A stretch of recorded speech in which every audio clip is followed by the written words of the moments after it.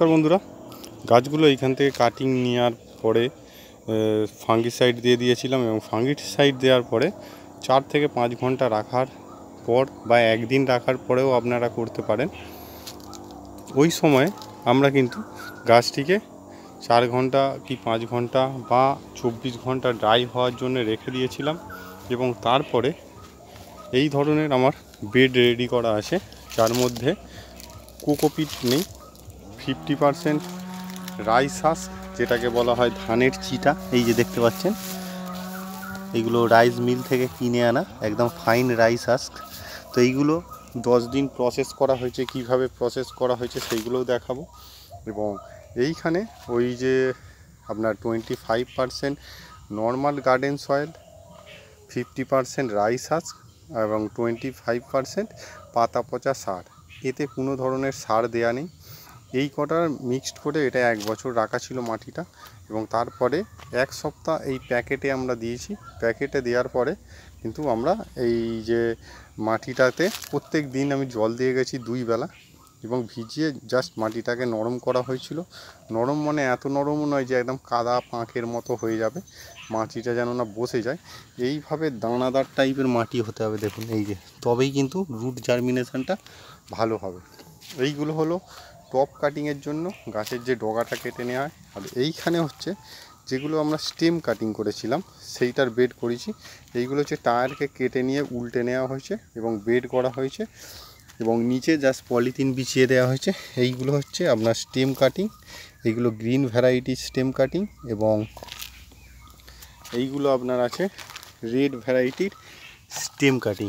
এইখানেও অনেক stem cutting আছে লিপস্টিকের, এইখানে স্টেম কাটিং আছে, এইগুলো আগে দেওয়া হয়েছিল কাটিং। তো এইগুলো আমি পরপর দেখাবো। প্রথমে আপনাদের টপ কাটিং এখানে যে বসানো হচ্ছে সেইটি দেখাবো, এবং তারপরে এইখানে যে স্টেম কাটিংগুলো দেবো সেইগুলোও কিন্তু আপনাদের সামনে তুলে ধরবো। তো নার্সারি স্টাইলে আমরা এইভাবে করে থাকি। তারপরে স্যাপ ফাঙ্গিসাইড দিয়ে আমরা জলটা দিয়ে দেবো।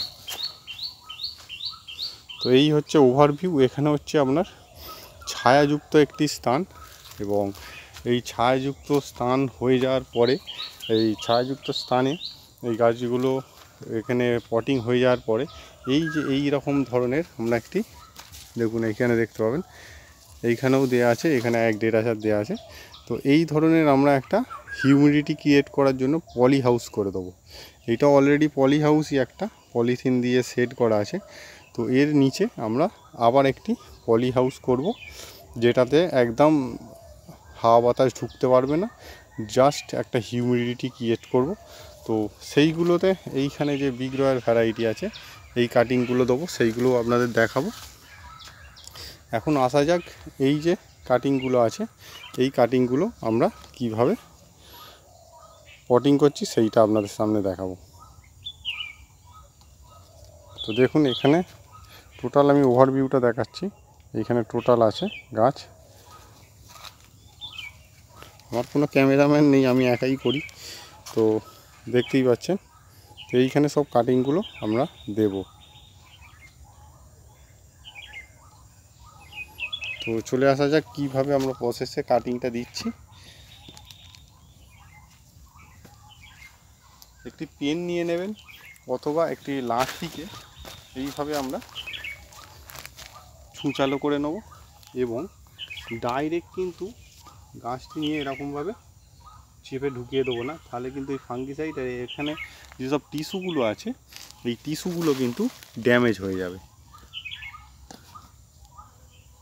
তো আমরা কি করব, একটি লাঠি দিয়ে এই রকমভাবে একটি গর্ত করে নেব, নেওয়ার পরে তখন কিন্তু এই গাছটিকে এরকমভাবে দিয়ে দিতে হবে। খুবই একদম ইজি প্রসেস, আপনাদের দেখাচ্ছি, আপনারা বুঝতে পেরে যাবেন।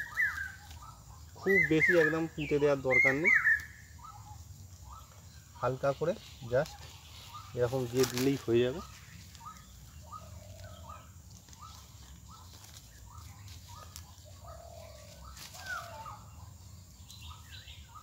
এবং এরপরে আমরা স্যাপ ফাঙ্গিসাইডগুলো জলটা এতে দিয়ে দেবো।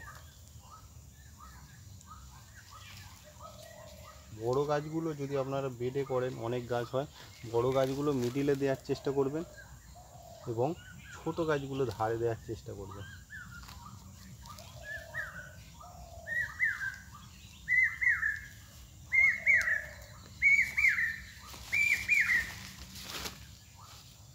এই সময় যদি দেখেন এই ধরনের শুকনো পচা পাতা আছে, এরকম গাছগুলোকে পাতাগুলোকে কিন্তু আমাদের রিমুভ করে দিতে হবে, কেননা এইগুলো যখন ভিতরে পচে যাবে তাহলে কিন্তু ফাঙ্গাস জন্মাতে পারে। খুব বেশি ঢোকানোর দরকার নেই, 1 থেকে 1.5 ইঞ্চির মতো আমাদের এটাকে পুশ করে দিতে হবে। বেশি যদি গাছটিকে চেপে ঢুকিয়ে দেন তাহলে গাছটি কিন্তু আবার ভালোভাবে জার্মিনেশন হতে দেরি হবে দুধটা।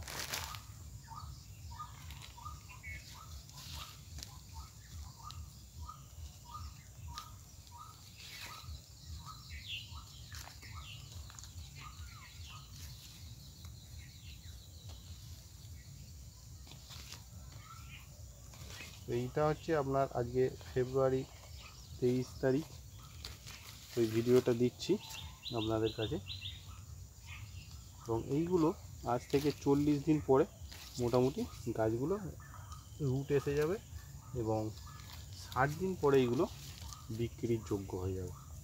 এর সঙ্গে আপনারা রুট হরমোনও ইউজ করতে পারেন, কোনো অসুবিধা নেই। এইগুলো এমনি নর্মালি হয়ে যায়, সেই জন্য আমরা রুট হরমোন ইউজ করি না।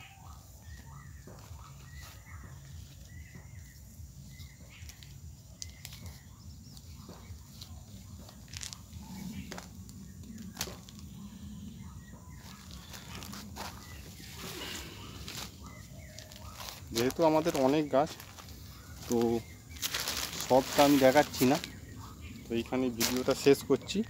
তো এর উপরে এবারে আমরা স্যাপ ফাঙ্গিসাইড গোলা জল নিয়ে ঝাড়ি দিয়ে দেবো। তো আজকের মতো এখানে শেষ করলাম, নমস্কার।